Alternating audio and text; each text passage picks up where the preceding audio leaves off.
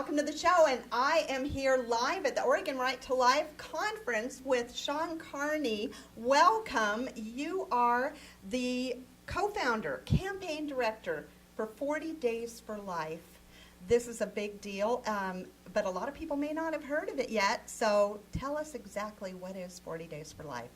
Well, 40 Days for Life started in Texas as a grassroots activist campaign. It's 40 days of prayer and fasting to end abortion, 40 days of community outreach, raising awareness about the fact that abortion is a local problem, that abortions don't happen in the halls of Congress or on the bench of the Supreme Court. They happen in our neighborhoods. And so we do community outreach for 40 days, and we do 40 days of a nonstop peaceful vigil outside of local abortion facilities and Planned Parenthood facilities across the country.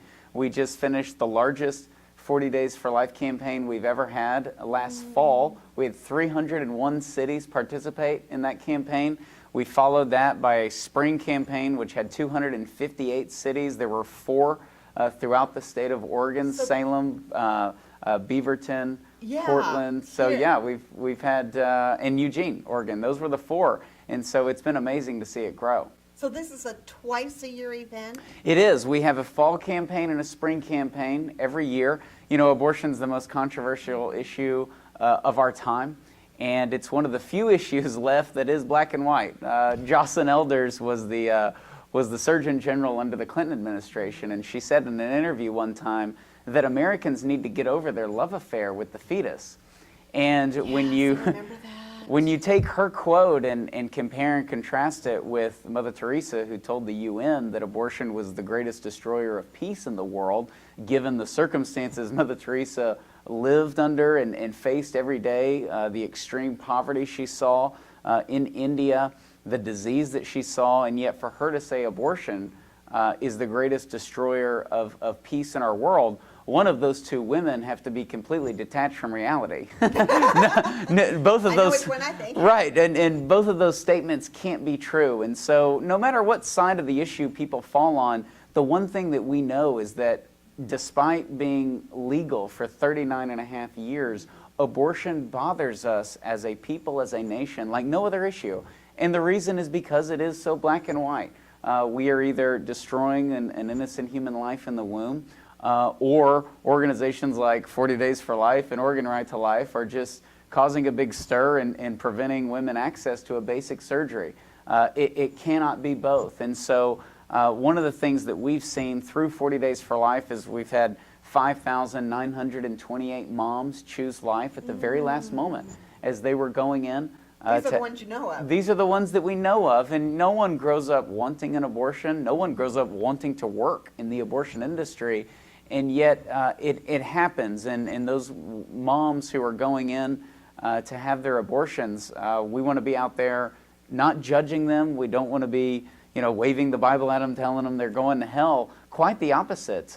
Women don't have abortions because they feel that they have a choice. They feel they have no choice, and that's what makes them schedule the abortion and show up for their appointment. And so we've been very thankful that 5,928 moms have chosen life. We've seen 69 abortion clinic workers have conversions and leave their jobs. One of which was Abby Johnson, who spoke for Oregon Right to Life here in Portland last year. Abby and I worked on opposite sides of this issue for our young lives. She volunteered for Planned Parenthood, and I volunteered for a local pro-life organization. We knew each other for 8 years. We ran opposing organizations, did media interviews against one another, and yet after she saw for the first time... This is an amazing story. It really is. And she was our guest last year. She was here last year. Yeah, we have her interview and her testimony on the Oregon Right to Life website. It's amazing. It's great. If people can go there and watch it, it's amazing. She saw a 13-week-old baby boy fight for his life and lose it, and then walked right over into my office next door. And you were working next door in the Coalition for Life office, next to a Planned Parenthood building where she was a director. Yes. So they were kind of annoyed. Absolutely. But you're present. Absolutely. There. But we always, Abby and I always had a good relationship, even though we were obviously opposed to the work that each other was doing. And she had the comfort level that when she saw that abortion to come over good and to walk over next door and to get out of that industry. And I think it's crucial that we realize these workers are not our enemies. Abortion is our enemy. It's a huge evil. It's taken the lives of 54 million little boys and little girls. And the only way to accept abortion is to reject the two great institutions of civilization, which are science and religion. You have to reject both of those in order to justify abortion, because we know scientifically that every human life begins at conception. And we also know that for religious people that human life has to be protected, that we're all made in the image and likeness of God, and it's not our life to take. And Christians have the same stance on the death penalty. And so it's crucial that we go there for the women, for the babies, and even for the workers. And like I said, we were amazed that we've had 69 abortion clinic workers not just get mad and leave and quit their job, but actually have a change of heart. And leave their jobs. Planned Parenthood took in $365 million of our tax money last year. They're the largest abortion provider in America. And one of the breaking points for Abby Johnson as her story sort of came out was the fact that Planned Parenthood is trying to increase their abortion numbers. And she, of course, thought, working for Planned Parenthood, you want to decrease abortion numbers. That's why contraception supposedly is so great. And yet it wasn't increasing their abortion numbers. They were trying to do things to increase abortion numbers because it's a huge moneymaker. Abortion is $450 on the low end. An RU486 abortion can be $500, and they typically don't have to pay a lot of that money to the physician who signs off on it. And so it's a huge industry. Planned Parenthood spends millions of dollars on marketing and on advertisement, and it's because abortion makes them a lot of money. There's no reason for a medical doctor to be an abortionist unless it's for the money. There's no other logical reason. You're not respected by your colleagues, even pro-choice doctors. Nobody goes to medical school to become an abortionist. And yet many of the doctors somehow end up doing that, and it's because of the money. It's great money. There have been 500,000 people who have participated in 40 Days for Life over the last 4 years that we know of. And it's been such a joy to see so many people coming together because it is centered around prayer. This is too great of a crisis for us to just rely on ourselves. If we say we're going to go change the world and we run out to the streets and we start marching, we're going to last about 5 or 10 minutes when it comes to abortion. It has to be rooted in prayer because it's overwhelming. Is this a spiritual battle? It is a spiritual battle, and we've lost 54 million of little, innocent boys and little innocent girls, and we have to do something about that. And the only strength that will sustain us to victory, to ending abortion in America, is prayer. And we've been so blessed to see 40 Days for Life has been done in over 480 cities in all 50 American states and several other countries, and it's because of that unified effort around the prayer. We need more men involved in the pro-life movement. It was 7 men who gave us abortion on the Supreme Court in 1973. And so I always, I think about that when I'm out speaking, but I get the opposite reaction from women, that they're glad to see more men stepping up. I think a lot of men have forfeited their responsibility with this issue by saying, well, it's just a woman's issue, and it's whatever she wants to do is fine with me. And I don't think that's usually said with a care for the woman. I think it's usually said with a desire to be irresponsible. As men, we want to take responsibility for our actions. If a man does get a girl pregnant and then just leaves her, loneliness is what fills the parking lots of abortion facilities. When those women go in, they're not jumping out of their car screaming about reproductive rights. That's not the scene. And when they leave after they've had the abortion, relief is the last thing written on their face. And on paper, any one of us would find $400 or $500 to have our greatest fear, our greatest worry taken away. And that's what abortion promises. And yet relief is the last thing on their face. And so the loneliness that leads to abortion, the despair that leads to abortion, is at the fault of a lot of men. And so men need to be better fathers. They need to be better boyfriends. They need to be better husbands, and that will help serve the women. And the women are the ones that are left out to dry after the abortion. There's no follow-up appointment with an abortion, and from that side. Not from that side. And one of the great joys that I had was, as a college student, I saw 5 post-abortive women that have had abortions, give their testimony. And it just broke my heart. They were from all different backgrounds. Was it on your campus? It was. And half the students were No pro-choice. One of them was a campus. A public university. Oh, wow. So And this is a good thing. yeah, and they had all, a few of them were married. One of them was a victim of rape. One of them was in the military. They had all these different backgrounds, and I remember just hearing how abortion had destroyed their lives. And of course, they went in wanting it to solve everything. Yeah. Even the rape victim said, now she always remembers the date of the abortion, and the abortion reminds her of the rape. Of course. And here's, she Raped had twice. Yes, and it would, which those are horrific scenarios whenever that happens. But that's one of the reasons more men need to get involved, and so I've been asked to play a small role, and that's what I'm trying to do. I was always pro-life, and came from a wonderful Catholic family. But I didn't even know Planned Parenthood did abortions. Yeah, most people don't. Right, and I was very typical in that, I guess. And my then girlfriend asked me to go out with her. She regularly prayed out in front of the Planned Parenthood. Just on her own. Just on her own, all the time. Wow. And so she asked me. I didn't want to go. Yeah. I thought that it was controversial. I thought, does this make me some sort of a religious lunatic?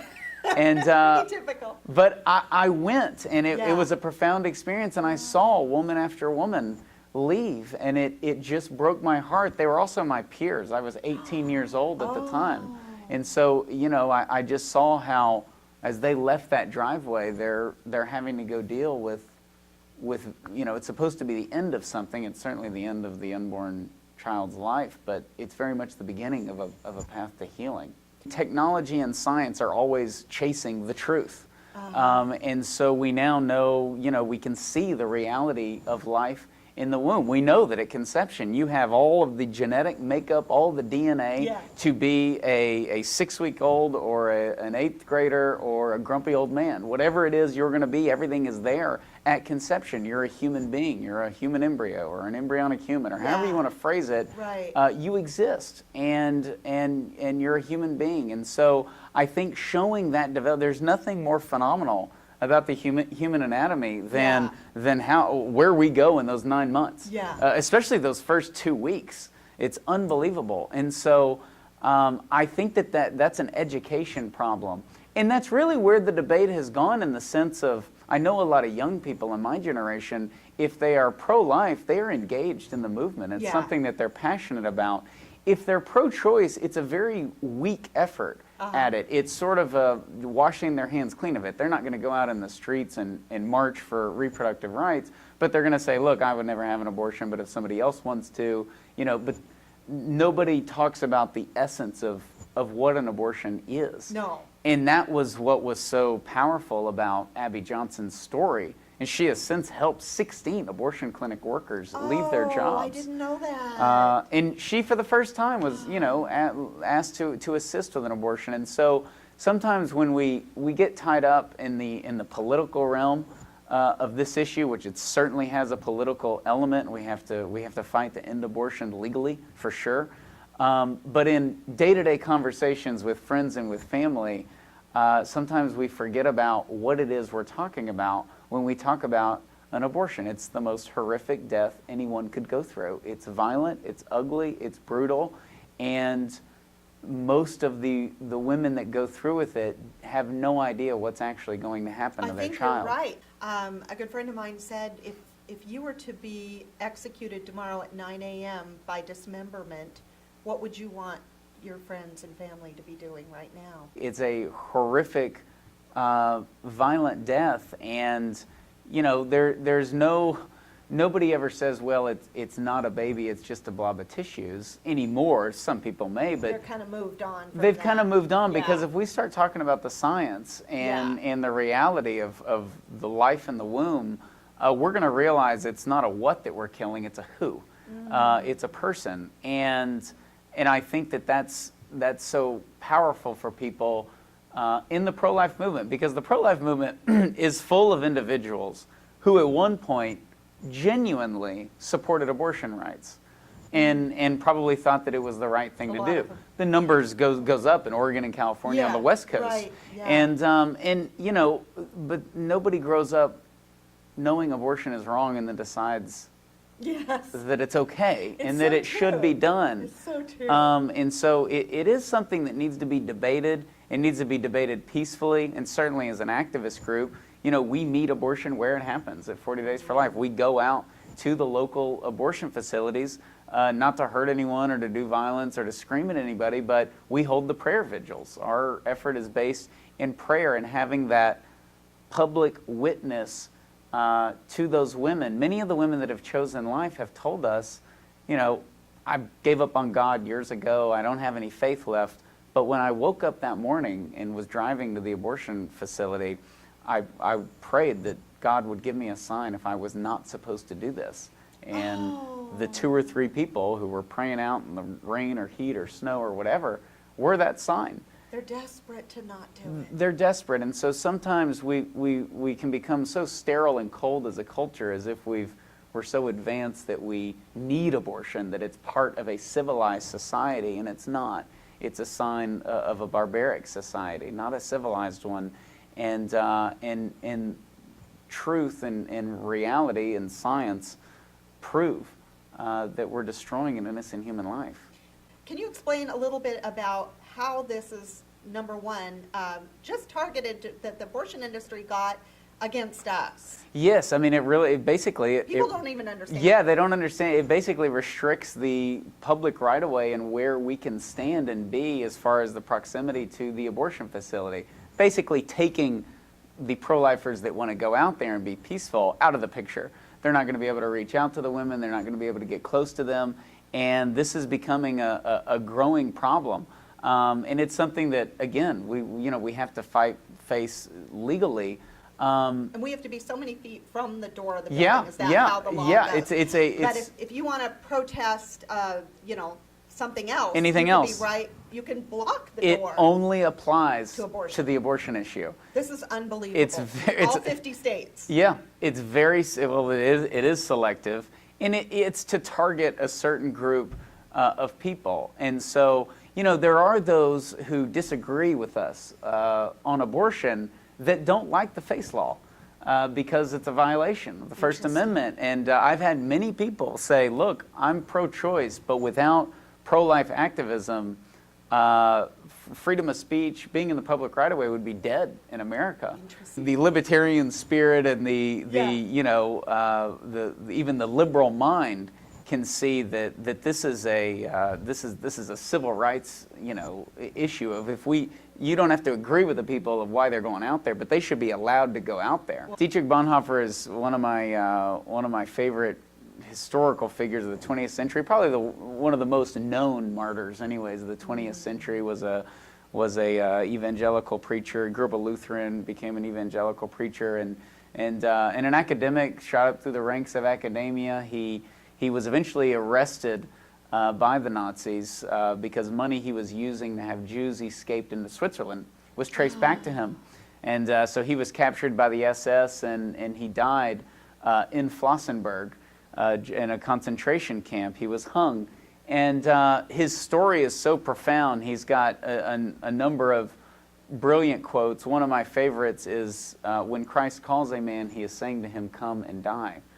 And one of the reasons that quote is so famous is because he said it at a time when he had no idea he would be martyred. And, the Nazis really wanted to make an example. He was safe and went into danger. He was safe. He was living in New York, and he left without force. Being Jewish. Yeah, he was Christian. But he went back to Germany to speak out for the Jews and to speak out against Hitler. Was one of the first to do so. He used the media to do that. and was captured and killed for it. And it's profound to see one of his friends, Martin Niemöller, who did not die in the Holocaust. He was captured, but he lived through the Holocaust. One of his famous quotes is, at first, they came for the handicapped, and I wasn't handicapped, so I didn't say anything. And then they came for the gypsies, and I wasn't a gypsy, and so I didn't say anything. And then they came for the Jews, and I wasn't a Jew, so I didn't say anything. And then they came for me, and there was no one left to speak up. And Martin Niemöller's story is so powerful. He survived the Holocaust. Dietrich Bonhoeffer obviously didn't. And but his story is profound, because 3 weeks after his death, Flossenburg was liberated and the Allies won the war. That close. So he really had no idea how close he was to victory. And so we always have to keep that in mind. Abortion is completely different. It doesn't come to us with Nazis and with tanks. It's the same in the sense of we have legally dehumanized an entire segment of our population. And throughout history we've done that. We did that with slavery in our country, and we've done it again with the unborn. Dred Scott decision. People have said never again when that Never happened. again. And when you're living in that moment in history, you don't think it's crazy. Because it's part of the culture, it's ingrained. You're sort of living in the garbage, and so you don't notice how dirty this living room is. Good way to put it. And so people true. say, well, that's a crazy comparison, but Roe v. Wade, when you read it, it legally dehumanizes the unborn and gives us a right over the unborn person so that we can either give birth to them or kill them. And so it's a very dangerous mentality. But it doesn't come to us through violence. Abortion comes to us as open-mindedness, as a compassionate option, as a choice, as a freedom. And we've exported abortion overseas as part of liberty and part of freedom, and it's not. And so it's a huge stain on our nation that our future is in danger if we're killing 4,000 of our own every single day. The devil is the father of lies, right? That's true, and it has to come to us. It has to come to us in the form of a lie because it's so ugly and it's so evil. Ooh. Sue Thayer ran a Planned Parenthood for 17 years in Iowa, No. and her clinic Iowa was picked by Planned Parenthood to be the test state for webcam abortions. A webcam abortion is when the doctor is not on site, but the nurse can text a photo to his BlackBerry or iPhone. He can approve the abortion, and when he approves it, a drawer opens up in the abortion facility, and the nurse administers RU486. I don't believe that. It's extremely dangerous. This is legal. Yes. In the United States. Yes, and Iowa was the test state for it, and a few women have died from this, and yet Sue, who was the director of this Planned Parenthood in Iowa, just drew her line in the sand and said, I can't do this. This is not what we're supposed to be about as an organization.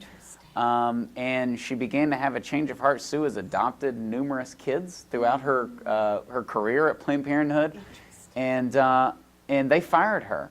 And so she had really a big change of heart on the abortion issue. She saw it for what it was, and began leading the 40 Days for Life campaigns in front of her Planned Parenthood.